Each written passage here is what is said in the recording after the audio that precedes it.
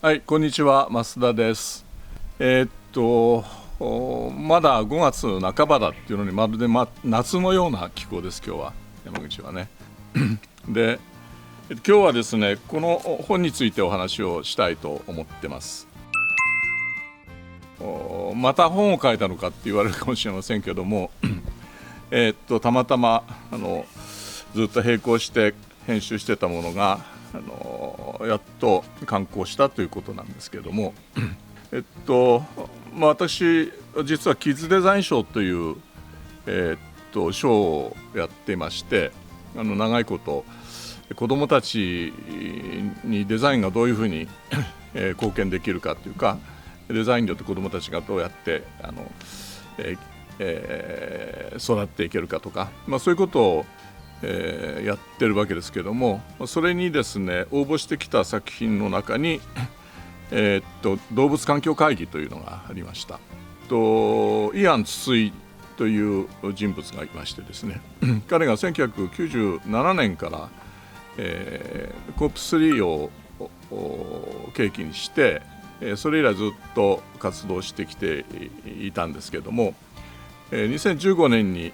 世界動物環境会議というのを始めまして、これは言ってみれば体験対話型のワークショップなんですね。で、それが、大変面白いということで、受賞したわけですけれども、その後彼は非常に積極的にですね動いてまして、各地で子ども相手のワークショップ、しかも動物と一緒に環境を考えるというワークショップをしてきています。で、私はそこで知り合ったのをご縁にですねいろいろと関わるようになって、で私自身がもうご存知のように1980年代からずっと環境のことを考えてきていますし、そんな中で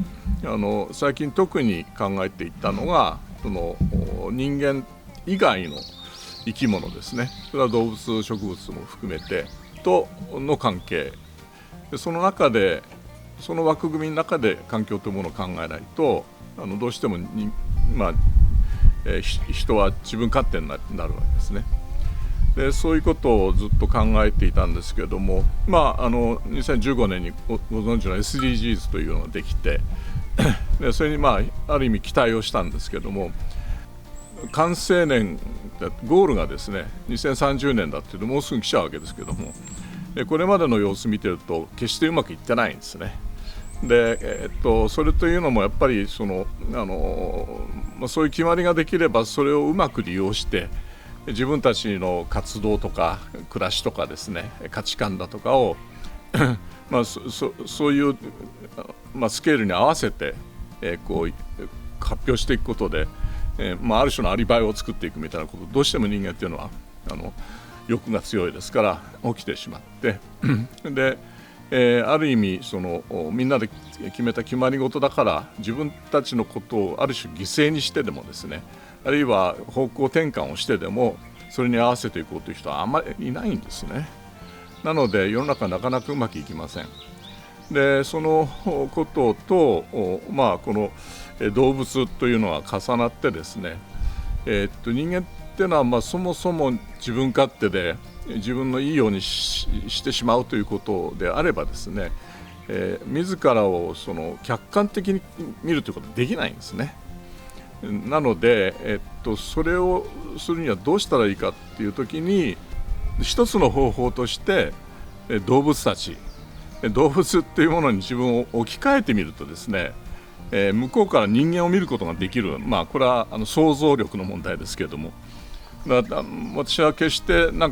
そこらにこの辺にも結構イノシシとかですね、いろいろ出てくるんですけれども、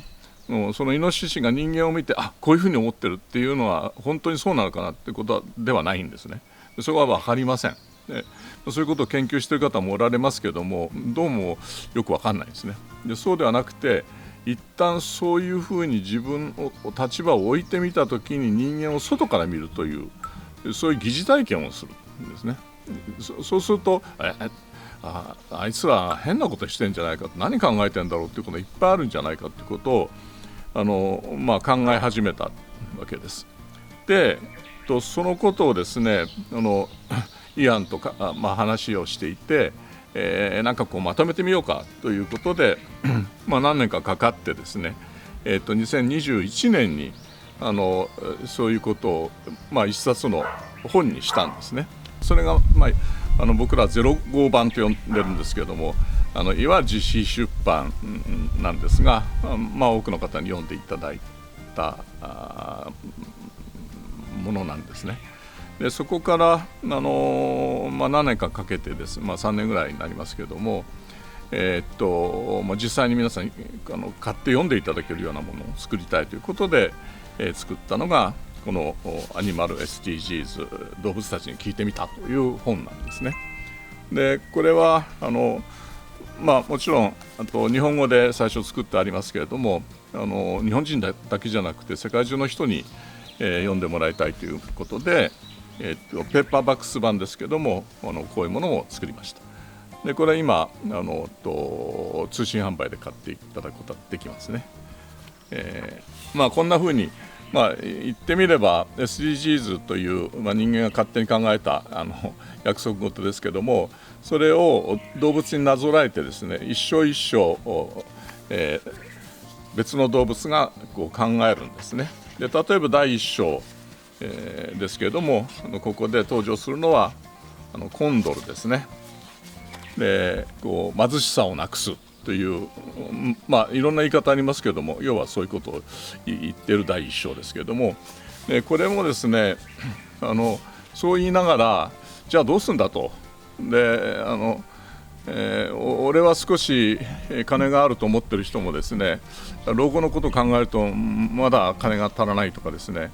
いろんなことを、自分のこととして考えてしまうので、世界の貧しい人のことなんか本気で考える人いないんですよね。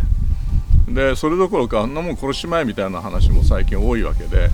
そうじゃなくて、じゃあこのコンドルはどう見てるんだろうかって、もちろんコンドルなんか なれるわけないんで分かんないんだけど、考えてみたところですね、その空を飛んでるんですね、あいつらは。で空を飛んでてこう下を見ると人間が見えると。でそれがどんなものかも分かんないんだけど、なんか人間がですねこう柵のところに集まってて、でこっちからあっち行きたいと思ってるんだけどなかなか行けないって、場合によっては向こうから来るなとかって言われてるっていう、そういうのを見つけちゃうわけですね。これ何なんだろうと。でそうすると思い出してみると、自分の仲間がですね、人間っていうのは国境っていう変なものを作ってんだぜって、まるで檻みたいにしてそこから出られなくしてるんだっていうのを思い出すわけです。でなんだ、ね、そんなものを作るから金持ちと貧乏人、豊かな土地に住む人と、枯れ果てた土地に住む人と、食べるものがある人とない人っていうのができてしまうわけでしょ。要は他の動物みたいに自由にですね空を飛び、あるいは山を越えて海を越えて移動できればですね、気候変動についてもそれなりに対応できるはずなんだけども、人間は何でか知らないけど勝手に国境っていうのを作って、そこからこっち入ってくるなと言っておきながら、お前たちは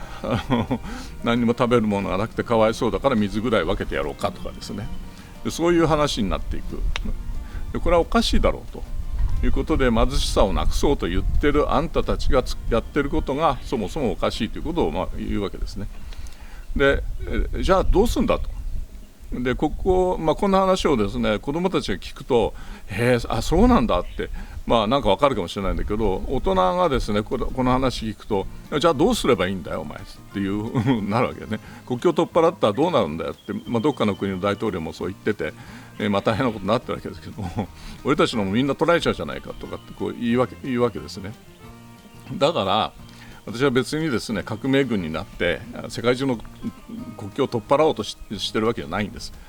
ただそういう基本的な大きな矛盾を抱えながら貧富の差のようなものを考えなければですね何にも解決しないと。だから金持ちはもうますます金持ちになっていって、金持ち具合を少し減らしてですね誰かに分けてやろうみたいなことしかできなくなるんですね。でこれがずっと続きます。17項目だから違う動物がずっと言っていくんですけども、で、最後の最後にですね、この17項目いろいろあったんだけど、でそれでこう進むのかっていうことですね。でどう考えても進まないんです。っていうのは、自分たちの今の暮らし、今の企業、今の政府、今の社会のことしか考えてないんですよ、みんな。そうじゃなくて、絶対的に大切なのは子どもたちの作る次の世代なんですよね。でその次の世代なんです。でそこを考えて全てをやる。だから1から17までを全部18番というのを作ってですね、未来の子どもたちのために考えるんだ。でしかもこの子どもたちっていうのはですね、間違ってもあなたたちの子どもではないんです。あなたたちの子どもを自分で大切にするのは当たり前で、そうじゃない世界中の子どもたちであり、なおかつですね、世界中の地球上の他の生き物の子どもたちなんです。つまりありとあらゆる生命体の次の世代をどう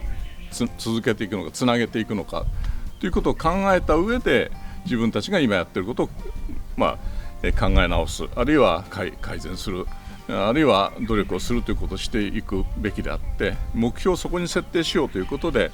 18番目というのを提案しています。これはどのくらいご理解いただけるか分かりませんけれども、私たちの考え方なんですね。で、そんなことでですね、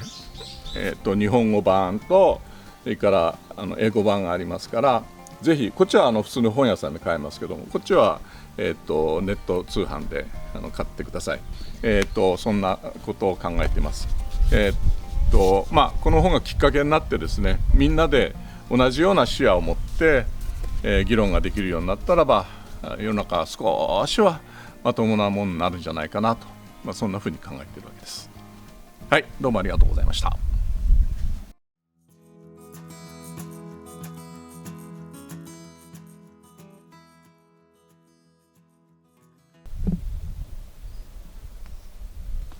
ありがとうございますだ。